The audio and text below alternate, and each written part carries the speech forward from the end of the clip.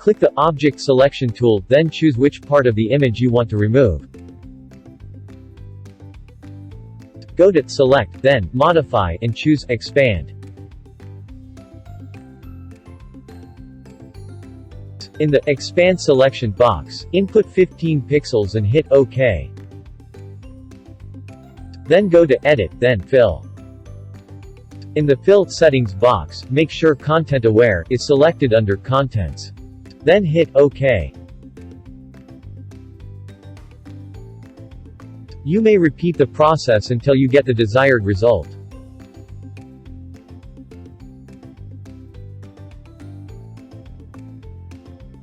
Go to Filter, then select Vanishing Point. Trace the top part of the box using the Create Plane tool. Next, trace the front part of the box. Then click OK to exit. Go to the first image that you want to use and press Ctrl-A, then Ctrl-C. Then go to Filter, and select Vanishing Point. Click the top part, then paste your image using Ctrl-V.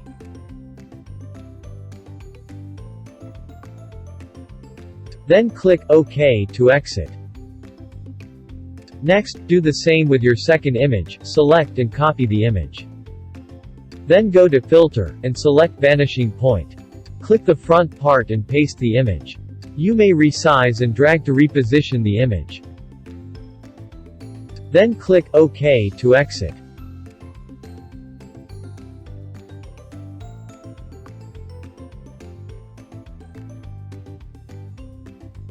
Duplicate your subject layer by pressing Ctrl-J, or dragging the image onto the plus sign on the bottom right of the Layers panel.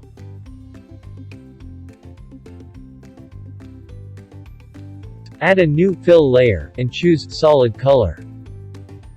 Make your new solid color layer red. Choose Color Burn. Then merge the red layer with your image. Use the magic wand, and select the white background.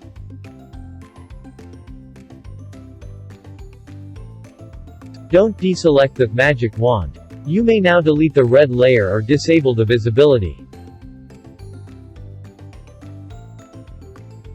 Click on your main image layer and press and hold Alt, and then click on Add Layer Mask.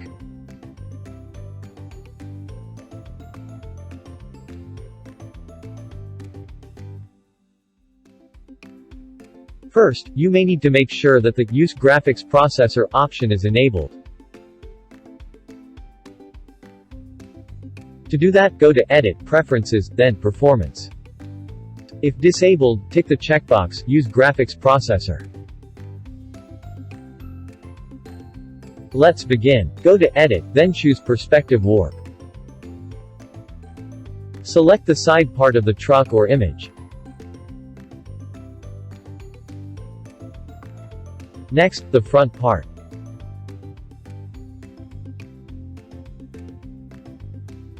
Then click Warp on the upper left of the screen.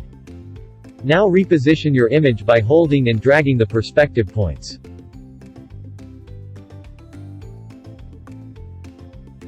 Once done, hit Enter.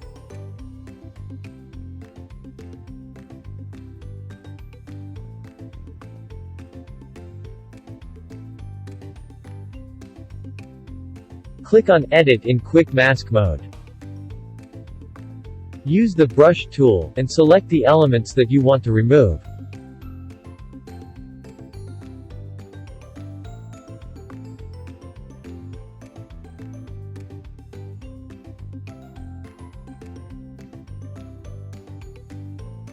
Once you are done, click Edit in Quick Mask mode to go back to Standard mode. You will notice that there will be a marquee on the elements that you want to remove. Go to Select, and choose Inverse.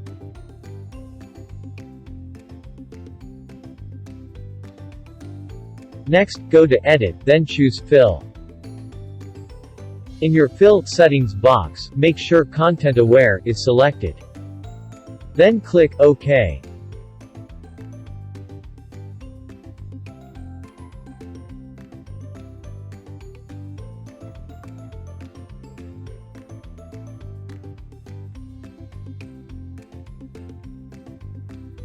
First, create a text in a new document. You may either rasterize your text or hold Ctrl, then click on the text layer, then copy using Ctrl-C.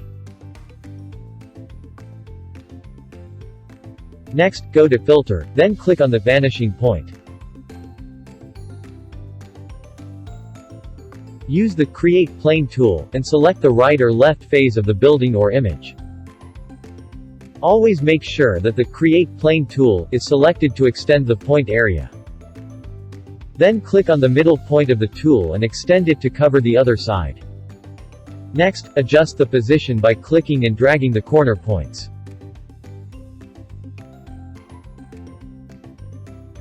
Once done, use Ctrl-V to paste the image that you have copied.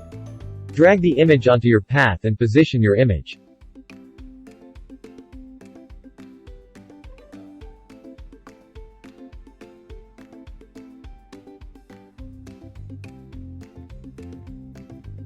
Hit OK once done.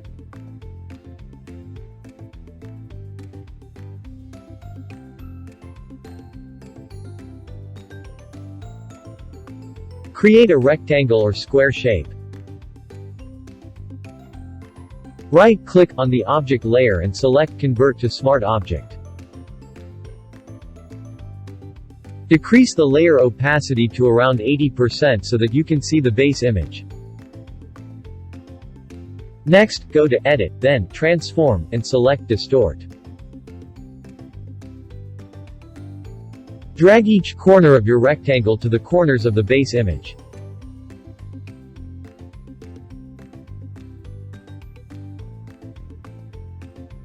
Once done, right-click on the rectangle and select Warp.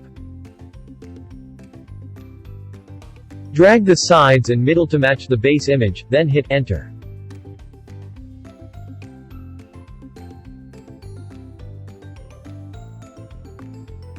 To add your graphics, double-click on the Smart Object thumbnail. It will then open a new tab and paste your image there.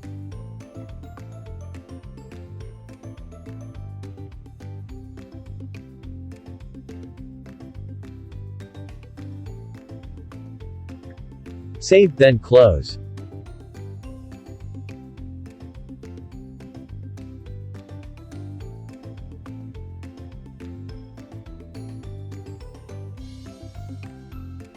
Go to Filter, then choose Camera Raw Filter. Next, scroll down and select Geometry. In the upright box, choose Guided. Trace the four sides of your image. Photoshop will automatically straighten your image.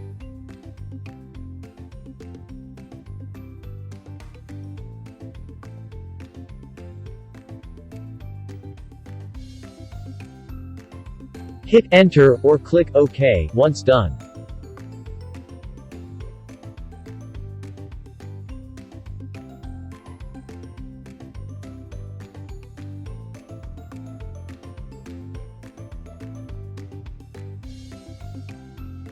Today I'm going to show you the quickest way to erase branding or any elements from an object.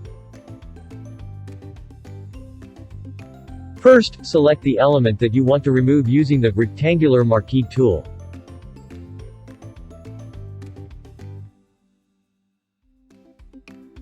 Next, select the patch tool.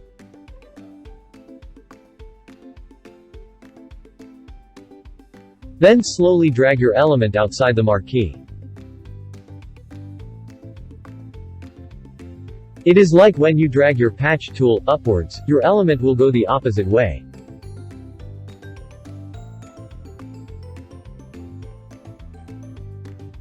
That's it. You may just need to clean the image if needed.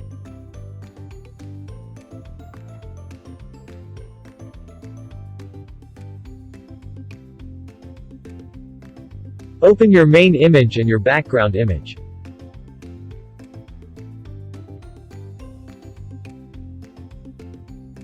Go to Select and choose Subject.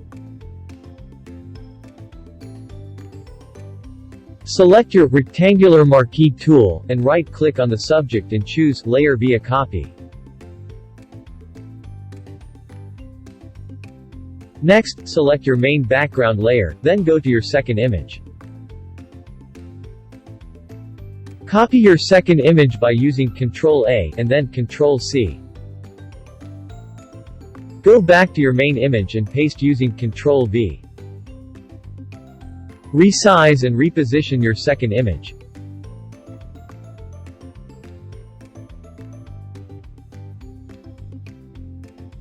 Next, right-click on your second image layer and choose Blending Options.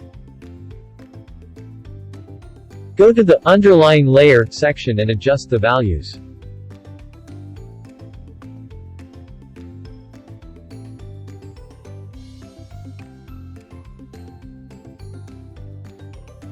Last, adjust the blending mode of the layer by choosing Darken.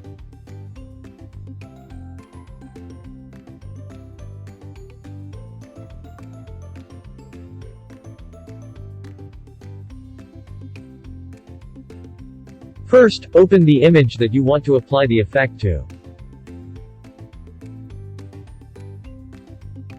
Next, go to Filter, then choose Camera Raw Filter. On the right side of the screen, you will see the different properties. Open the Details section. Choose Noise Reduction, and adjust the value to 100. Adjust the value of Detail and Contrast to 0. Next, open the Basic panel, then adjust the clarity to around 90 depending on your preference.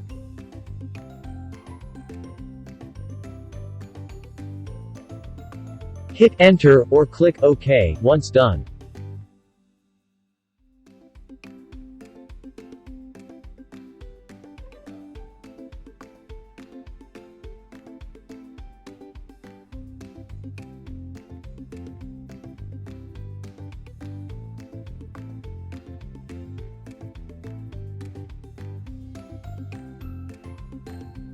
Duplicate your main image. Add a blank layer under your new duplicated image. Then add solid color to the blank layer using the Paint Bucket tool.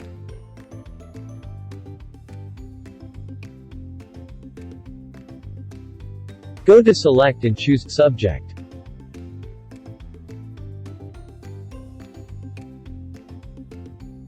Next, back to Select, and then Select and Mask.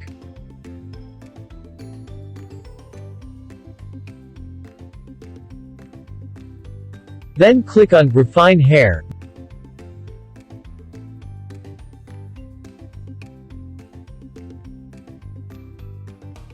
Then on your output settings, choose Decontaminate Colors. Now, choose your Brush tool, and fill in those parts that were automatically removed.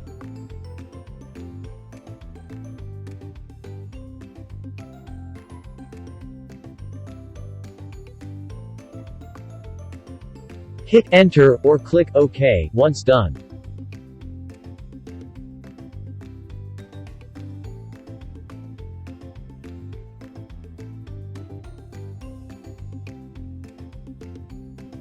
Open your image and go to Select, then choose Subject. This will automatically select your subject. Then again, go to Select, but this time choose Modify and then Expand. In the Expand box, input at least 30 pixels. Next, let's smoothen the marquee lines by going to Select and choosing Smooth. Then input around 30 pixels. Now, right-click on your subject and choose Make Work Path.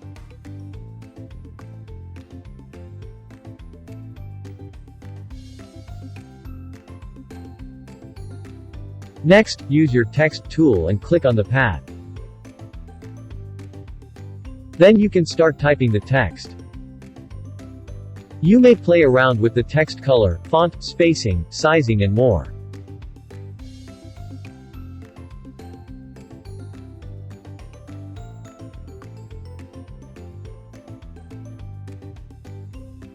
First, open your image. It is much better if you have a high-resolution image, but if you have none, it is good. Then, using your pen tool, trace the part of the teeth. Make sure that path is selected. It doesn't have to be perfect, as long as you have the teeth part, you're good.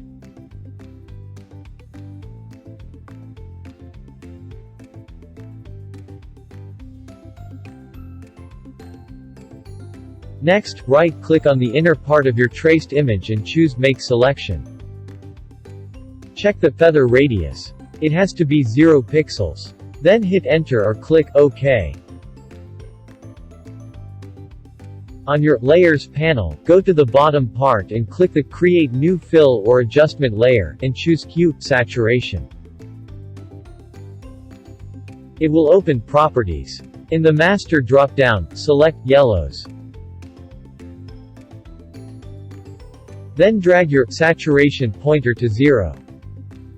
That's it. Now your image can smile with confidence.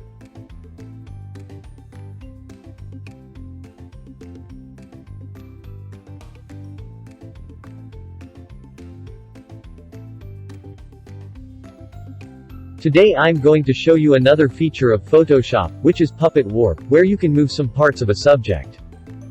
To do that, first we need to extract the subject from the background.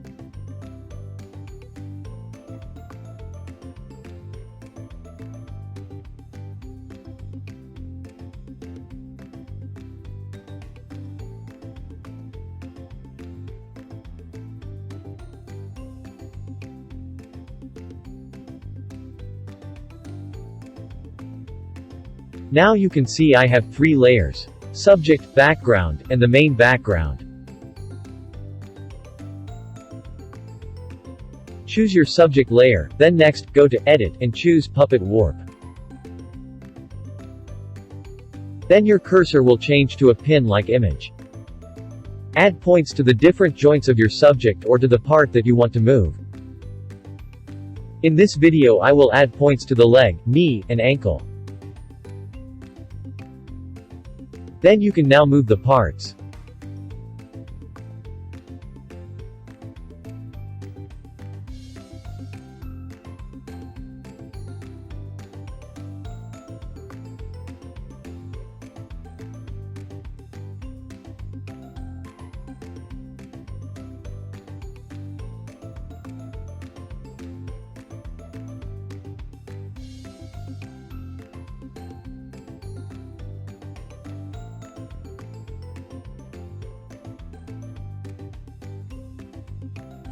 First, let's open our image.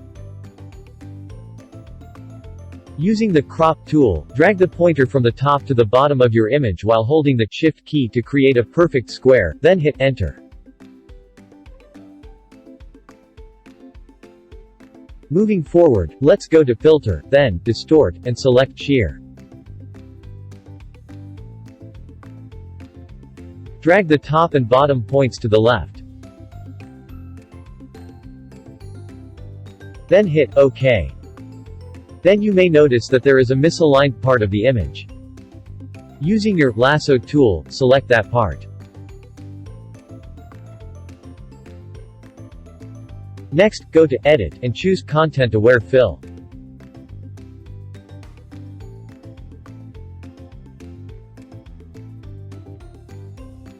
Now go to Image, and choose Image Rotation, then select Flip Canvas Vertical. Next, go back to Filter, then Distort, and choose Polar Coordinates.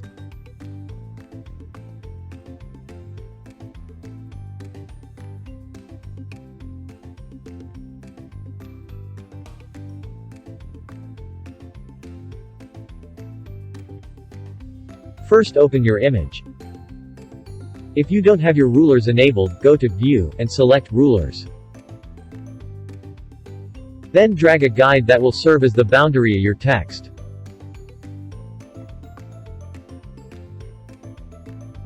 Using your pen tool, with the path selected, trace the side of the subject, including your guides.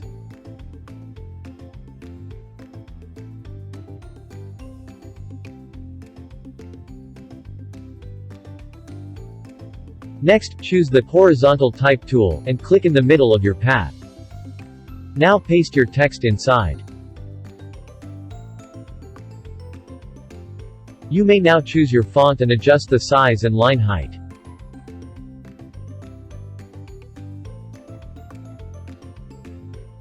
Then go to Paragraph, and select Right Align Text. Also click Justify All. There you have it, the fastest and simplest way to wrap your text into a subject.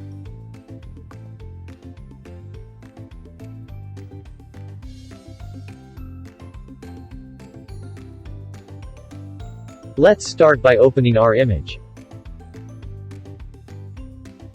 Then go to Edit, and choose Sky Replacement. In your Sky Replacement window you will see different adjustments, and you can choose what type of sky you would like to use.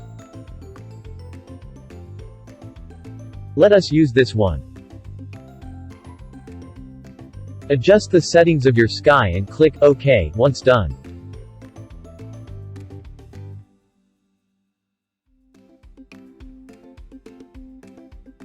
To blend the sky with your primary image, first make sure the main image layer is selected. Then go to Image, Adjustments, and choose Match Color. First, choose your source as your main image, and layer will be the sky. Now you can adjust the Image Options slider until you get the desired result.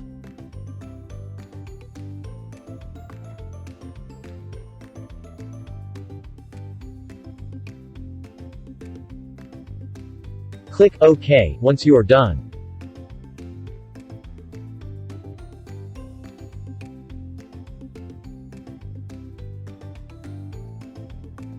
Let's open our image. Then duplicate your main image. Select your main image and add a solid color layer.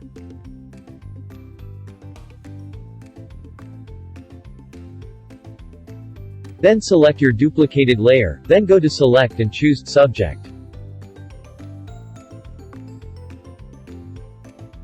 Use the Quick Selection tool to select those parts that are not selected, but make sure the Add to Selection is selected.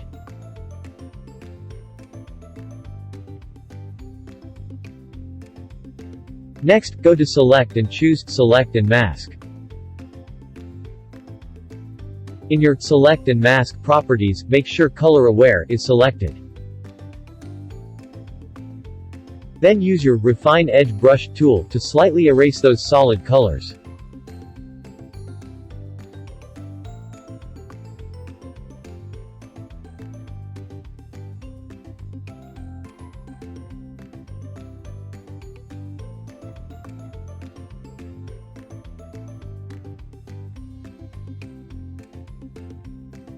Then click OK once done.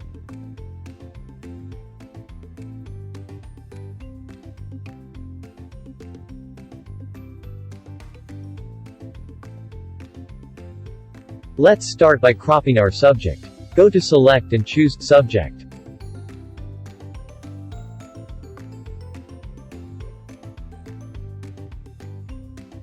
Then select your rectangular marquee tool and right-click on your image and choose Layer via Copy. Then you can now disable your background layer. Next, go to Filter and choose Camera Raw Filter. Click B and W to convert your image into black and white. In the Basic section, adjust the contrast to 100.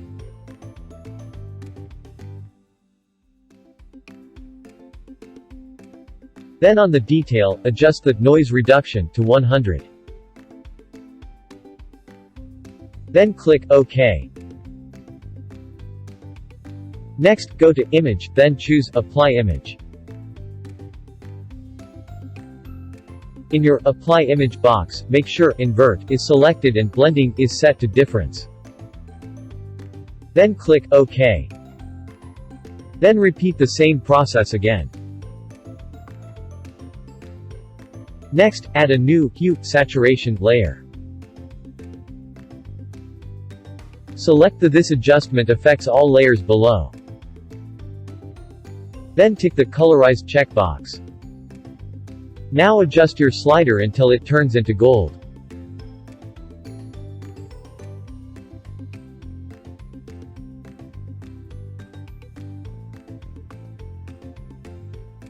But first, make sure your foreground color is set to white and your background color is set to black. Next, duplicate your main image layer. Then go to Image, Adjustments, then choose Invert. Next, set your layer properties to Vivid Light. After that, go to Filter, Other, then select High Pass. Set the radius to 20 pixels. Then click OK. Next, select Filter, Blur, and choose Gaussian Blur. Then set the radius to 2 pixels.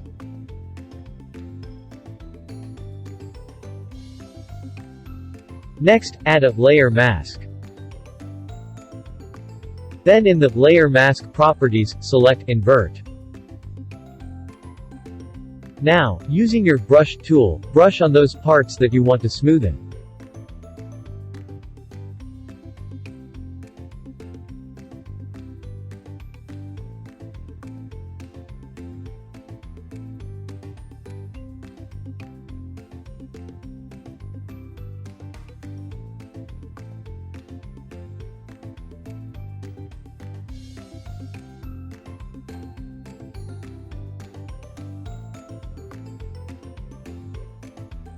First go to Window, and choose Channels.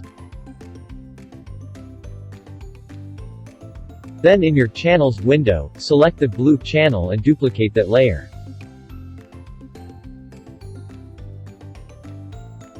Next go to Image, Adjustments, then choose Levels.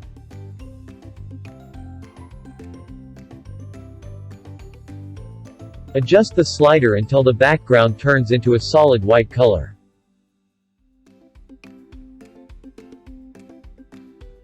Then click Load Channel as Selection, and select RGB. Now go to Select, and then Inverse.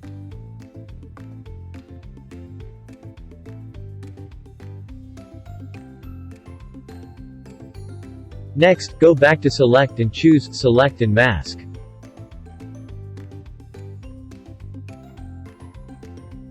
In the Output settings, click Decontaminate Colors. Then click OK.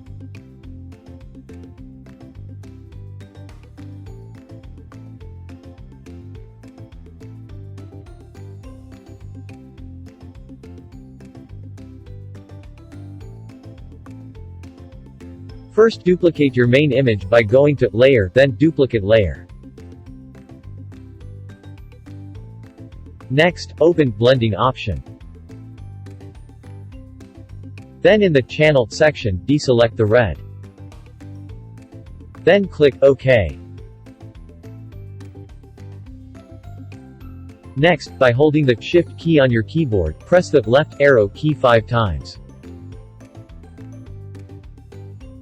Using the Rectangle tool, create multiple lines. It is up to you how many lines you would like to create or how thick or thin they will be.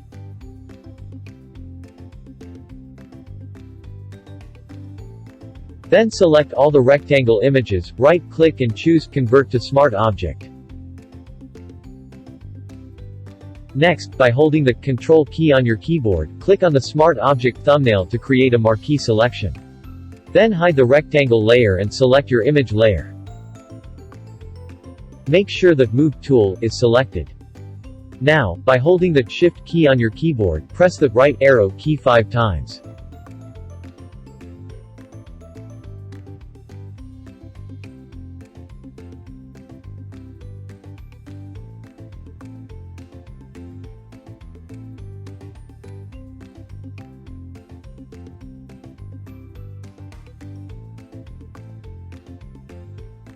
First, select the Clone Stamp tool. Next, go to Window, and choose Clone Source. In your Clone Source window, click Flip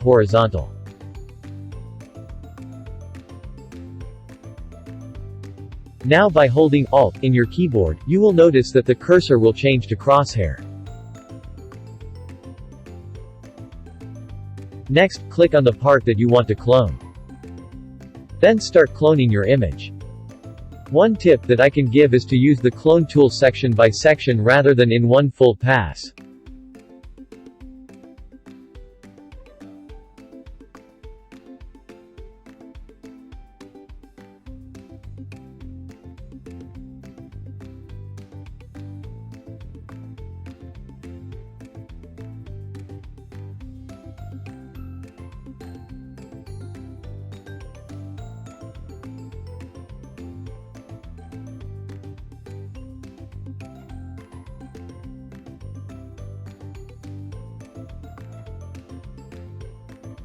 This tutorial will show you how to create a color halftone effect in Photoshop.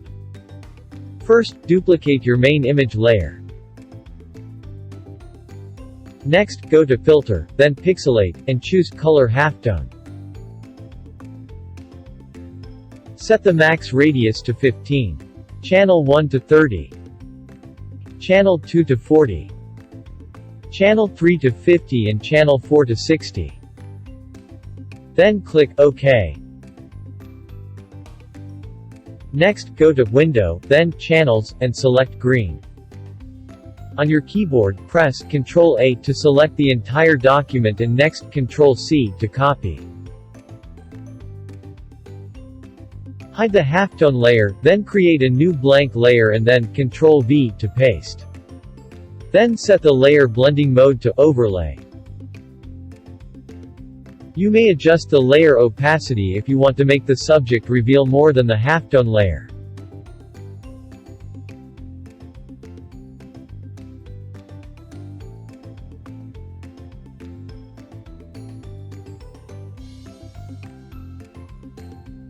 First, open the image that you want to use as a pattern. Make sure that the background is transparent.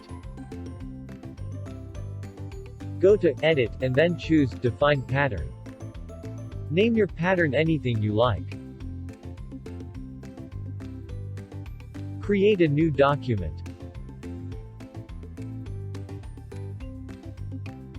Next, go to Edit, and then Fill. Choose Pattern under the Contents drop-down. Now browse your pattern. And then choose Random Fill. Then click OK. Now you can play around with the settings in the Random Fill window.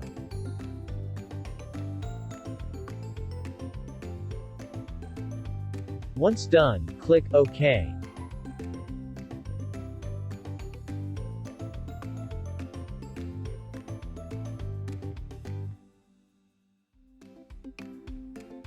First, open your image and duplicate it. Then go to Window and then choose Channels. Next, select Green. Duplicate the green layer. And then go to Image, Adjustments. Then choose Levels. Adjust the slider until it turns black and white. Then click OK. Next, click Load Channel as Selection, and then click RGB. Now click Add Layer Mask. Right-click on the layer and choose Convert to Smart Object. Then go to Filter, Blur, and then choose Radial Blur. Make the amount 100. Blur method to Zoom. And quality to Best.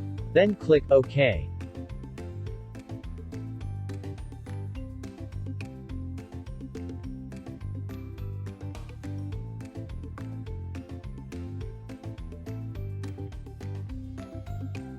First, open your image. Select your crop tool. Under the Set Additional Crop options, deselect Use Classic Mode, if enabled.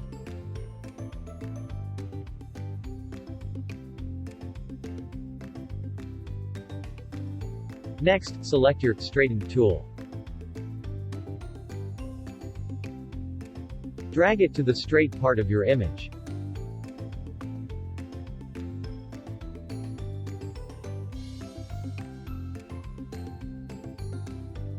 Next, check the Content Aware checkbox. Hit Enter on your keyboard or double-click on the content area. You will notice that it automatically fills in any empty areas with content that matches your image.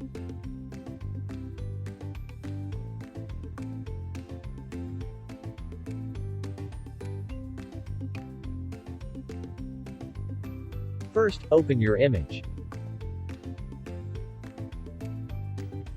Next, go to Filter and then choose Vanishing Point. Then trace or create a line that will follow the angle of the subject.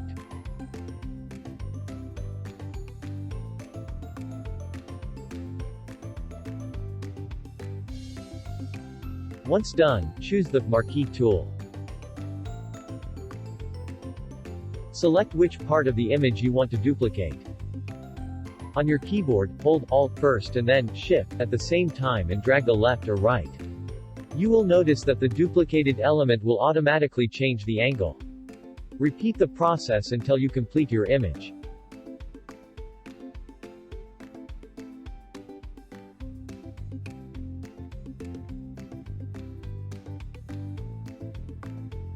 Once done, click OK.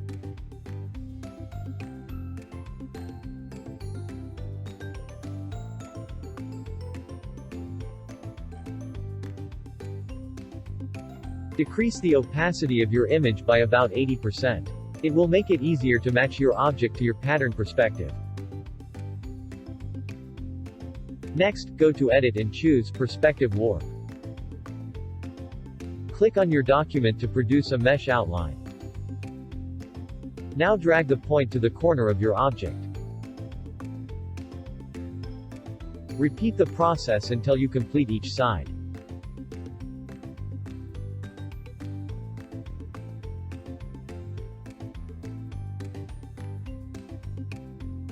And then click Warp. Now move each point to match the object that you want to copy.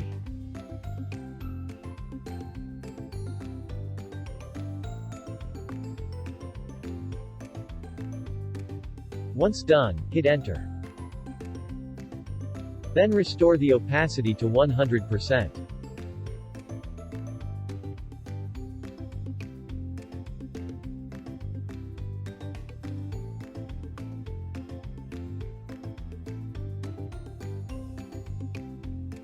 Using these two images, I will make the color shade of the left image be the same as the right one. First select the left image. Then go to Image, next, Adjustments, and choose Match Color. Under Source, select your right image or the image that you want to copy the color shade of.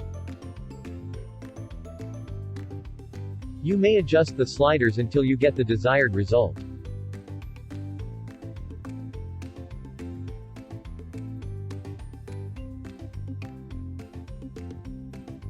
Once done, click OK.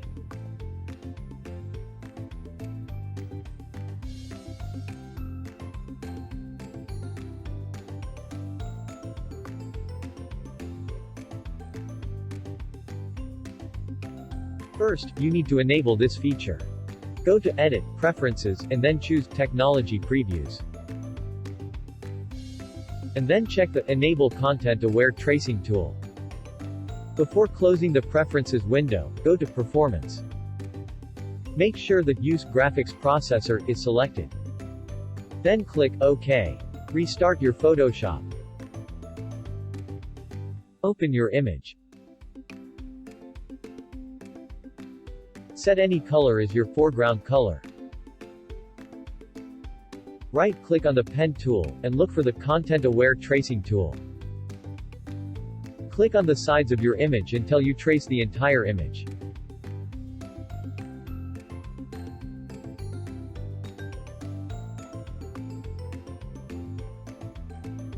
Once done, click Shape. Now you have a vector output of your image.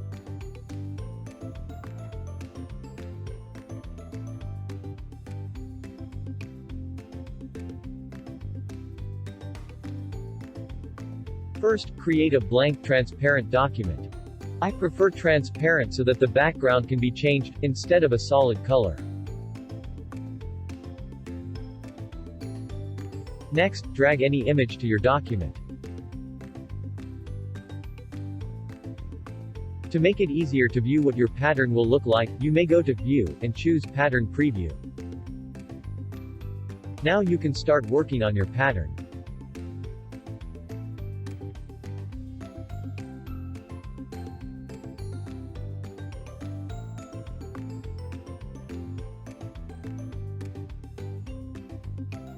To save your pattern, go to Edit, and choose Define Pattern.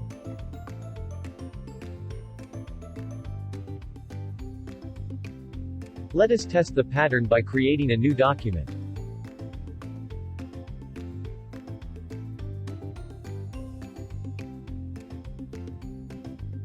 Choose the Paint bucket in your Tools bar. Instead of Foreground, choose Pattern, and browse your newly created pattern. Then apply the Paint bucket to your document.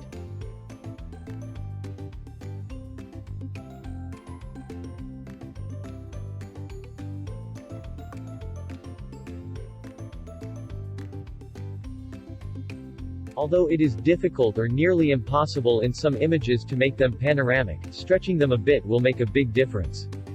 First, open your image and duplicate your main background. Next, adjust your canvas by going to Image, then Canvas Size. Right now I have 1333 pixels wide. Let me stretch it to 2000 pixels. Using the lasso tool, trace your subject, but with a little space around it.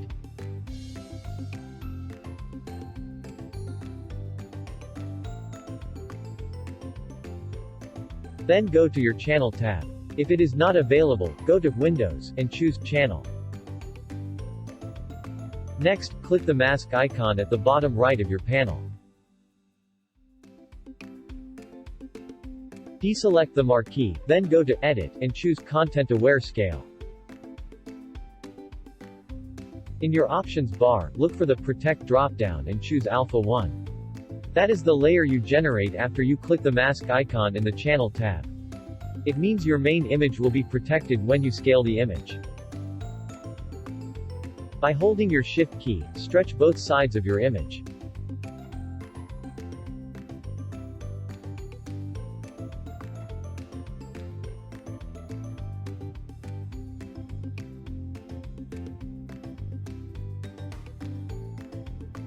Using your Quick Selection tool, select the subject shirt.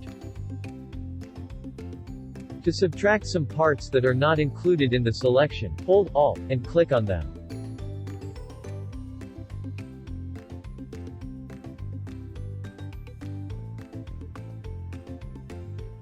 In some parts that are not selected, you may need to decrease or increase the brush size. To do that using your keyboard, you can press the left square bracket to decrease the size and the right square bracket to increase it.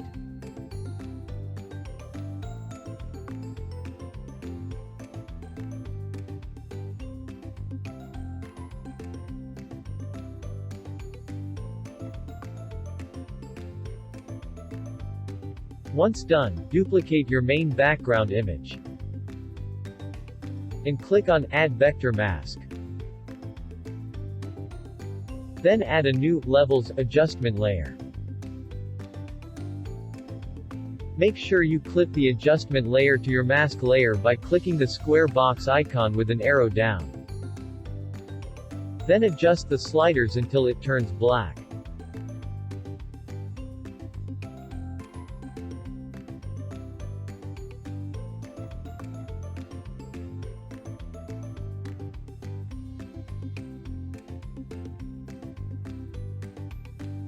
Using your pen tool, with a path selected, trace the text of the image. It doesn't have to be perfect as long as you cover that area. Once done, right-click in the middle of the path and choose Make Selection. That way, you will only choose the specific color range within the selection. Next, go to Select and choose Color Range. In the Select drop-down, choose Highlights since it is the dominant color in that area.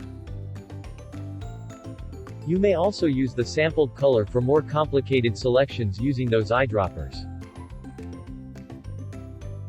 Then click OK. Next, go to Select, Modify and choose Expand.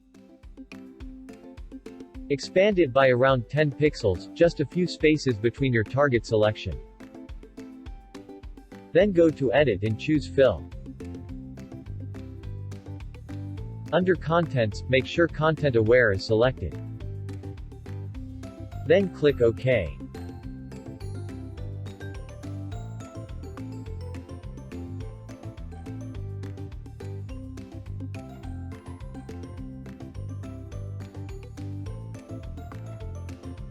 Although this feature is only available in the latest version of Photoshop, it is one of the great features that they have added so far. This filter is called Colorize, where it uses AI to get the exact color or as close as possible to reality. To do that, go to Filter and choose Neural Filters.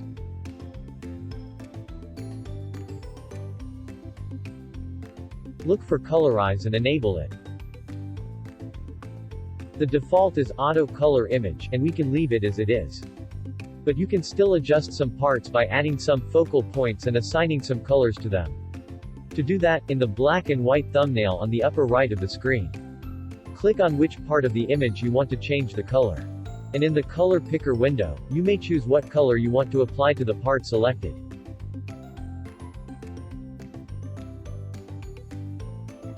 Once done, click OK.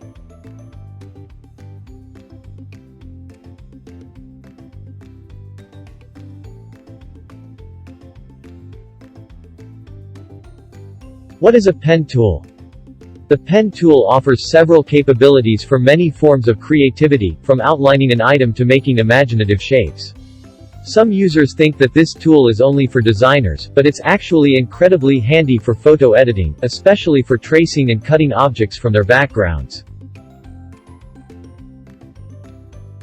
Number 1. Cutting an object from its background. Let's open our image.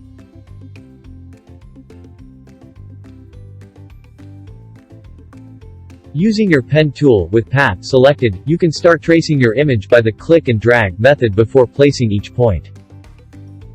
Click and drag makes it easy to deal with the curve section of your image.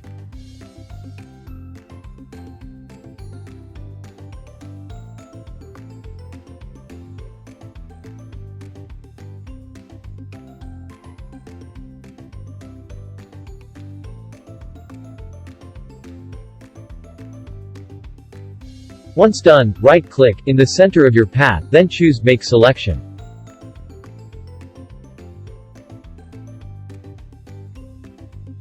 Then select your rectangular marquee tool.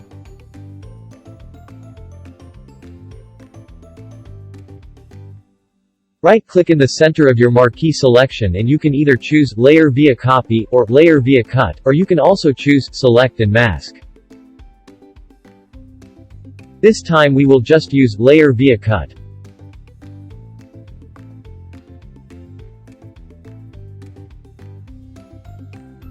Number 2. To put a text on a path or in a shape. Create a new blank layer. Now we will use the Curvature Pen tool. This type of pen tool is the easiest way to create a perfect wave design. All you have to do is to click and the program will make the wave look continuously smooth.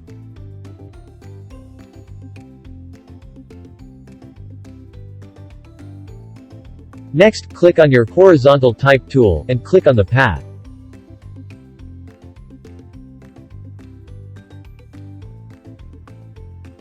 Then select your Direct Selection tool, and hover over the text. Once you see the left caret, you can now click Hold, and drag your cursor to the right to expand the text.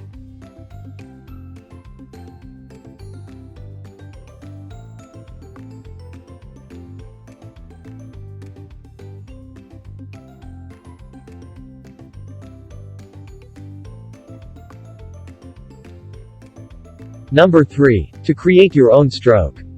Create a new blank layer.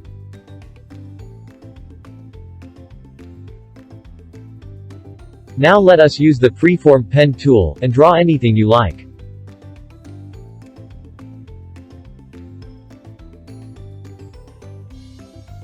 Then let's switch to the brush tool and choose the brush tip you'd like to use.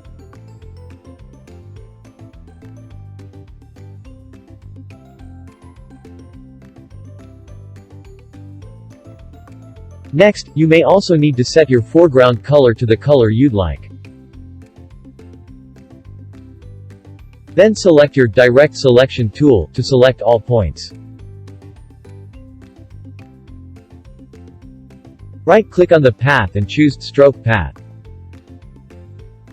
In the Stroke Path window, select Brush in the drop-down field. Then click OK. Now, right-click on the path again, but this time choose Delete Path.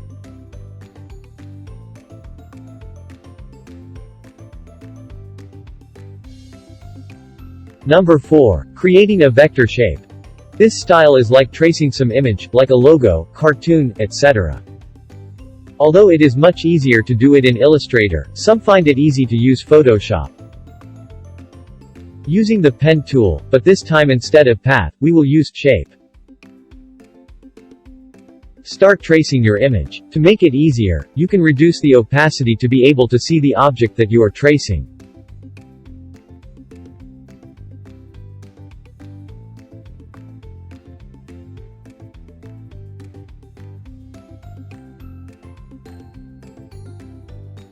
Once done, you can set it back to 100%.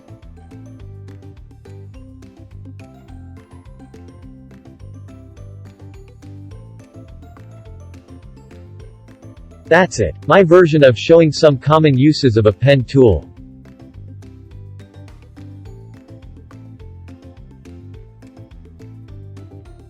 First, let's create a blank document. In your Photoshop toolbar, right-click on the Type tool. You will see different types of text tools.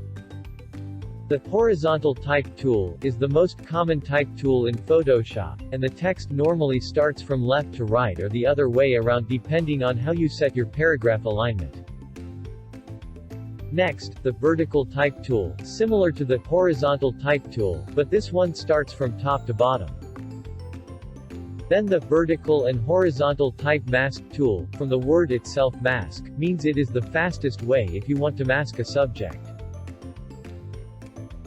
Let's go further with the different options on what we can do with the text. There are two methods for how you will use your type tool.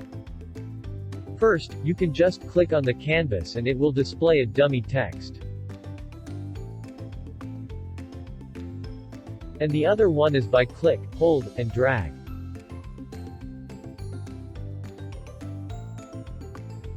This method is very handy, especially if you only want the text to be placed in one spot or section of the canvas.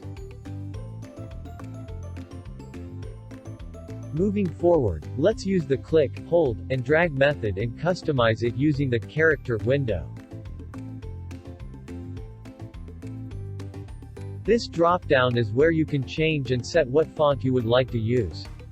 For this demo, let's just use Arial. Next, you can also change the font style like bold, normal, italic, and more. Most of the time, it will depend on the font that you use. Not all of them have different font styles. Then you can change the font size. There are two most common types of font size, pixels and points. Points are typically used for print measurement, whereas pixels are used in digital designs such as web, banners, and more. Although both of them are the same, it doesn't matter which one you use. The important thing is how you implement those in the design. Next, the line height. This option is used to set spacing between each line in a paragraph.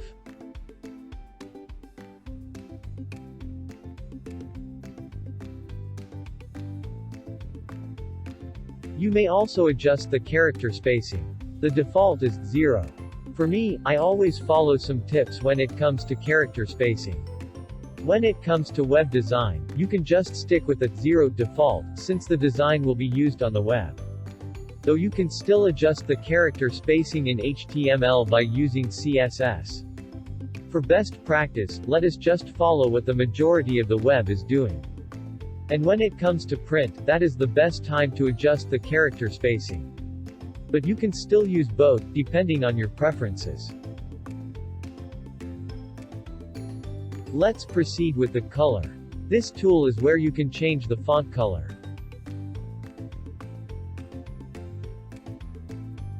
Next, these two options, faux bold and faux italic, are additional options just in case those are not available in the font style. For me, it is useful but not advisable to use. Then there are all caps and small caps. All caps turns your text into capital letters, as with small caps, but the difference is that every first letter in the first word of the sentence is bigger than the rest of the text. Next, the superscript and subscript. The superscript is where the text becomes smaller in size and aligns at the top, while the subscript aligns the text at the bottom. Then last are the underline and strike-through. Underline is adding a line underneath your text. It is important when highlighting text or most of the time in HTML, which is known for a link. And then strike-through is a horizontal line through text, sometimes used to indicate the text's deletion or removal.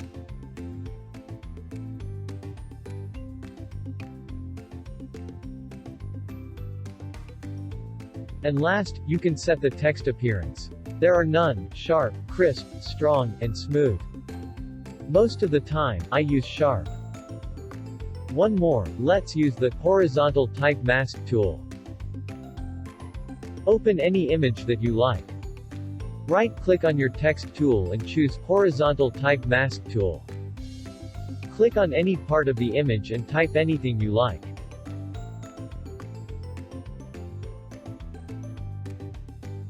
Once done, click the Move tool to exit. Then it will create a marquee with the lines of your text. Then click Add Vector Mask. That's it. Some of the most common uses of the Type tool in Photoshop.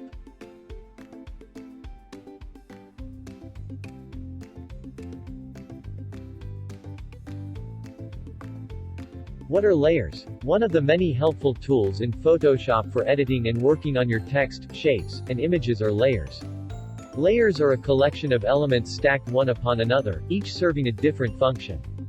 There are different types of layers, but today we will just discuss some of the most commonly used layers when you create an artwork or project. First, image layer. From the word itself, image, this layer contains an image. Let us open an image in Photoshop. From there you can see the layer containing the image. Another way to create an image layer is to open a new image. Then go to Select and choose All. Next, go to Edit, and then choose Copy. Now go back to your original image. And then Edit, then choose Paste.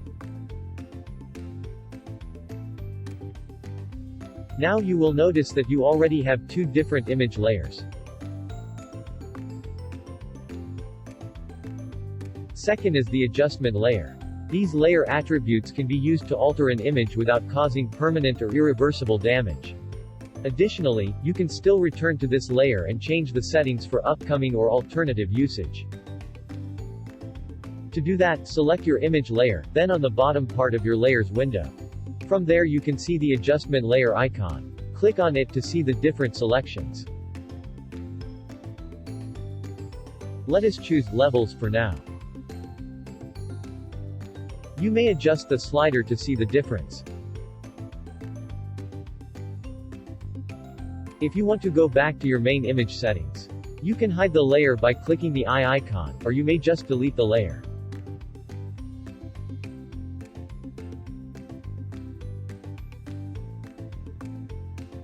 Third, the fill layer. The fill layer has 3 different options: solid color, gradient, and pattern. Let's try the solid color. To do that, go to Layer, then New Fill Layer, and choose Solid Color.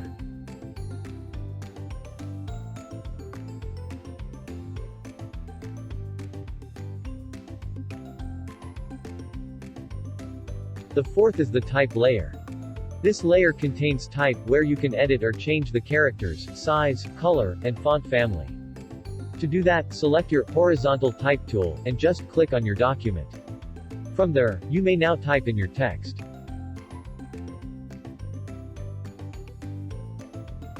I have an in-depth tutorial about type tools. Please see the link in the description below. And last is the shape layer. These shapes are in a vector-based format, meaning you can resize them without losing quality. There are different shape tools to use: rectangle, ellipse, triangle, polygon, line, and custom shape tool. Let us use the custom shape tool. To see the different types of shapes available in Photoshop, in the Tools option bar, look for Shape, and click on the arrow down to display the other shapes to use.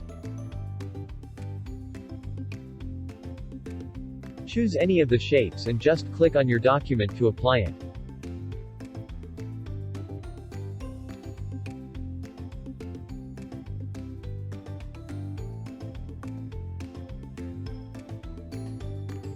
There you have it, the most common types of layers in Photoshop.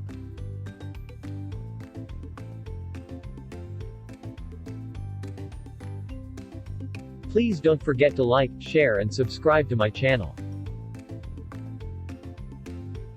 See you on the next video and thank you for watching.